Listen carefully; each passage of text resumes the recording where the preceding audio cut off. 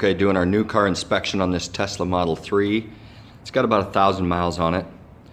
And as part of our inspection, we even do undercarriage inspections. This is just to look it over and see if we see any damage or anything loose or anything like that. So let's go underneath here.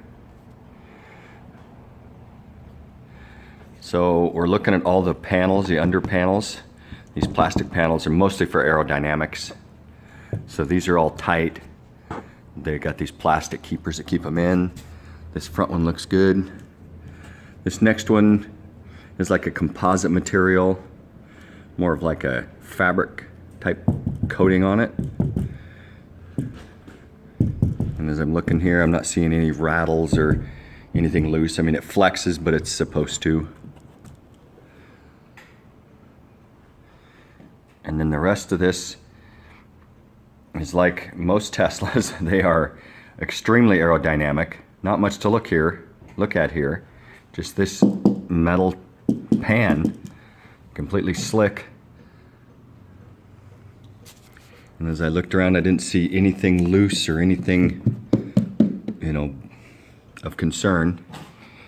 And then there's another one of these composite trays here. It's all completely tight. So we'll get around here.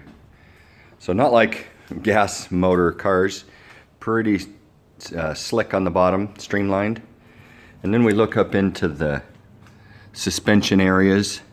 You see the drive shaft right there, goes up into there. All of that looked good to me when I looked at all the boots and stuff like that. We wouldn't expect damage on a new car like this, but we still like to look it over. All the brake components, the calipers, the piston, brake caliper piston. And all these areas look good. And then the other side, same thing.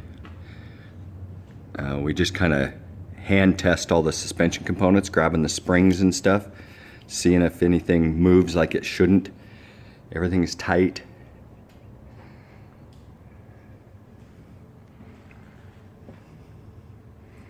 I'll get around a different view here.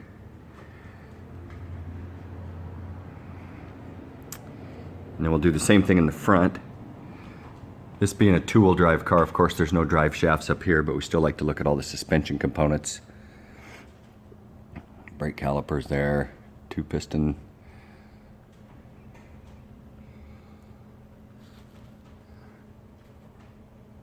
Steering arm.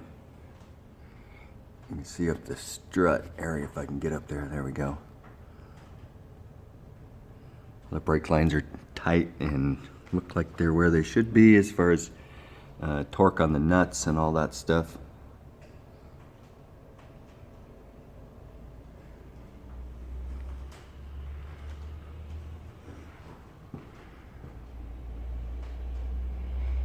The other steering arm. Sway bar. This is this sway bar. And it all looks good. So just the undercarriage part, this one definitely passes.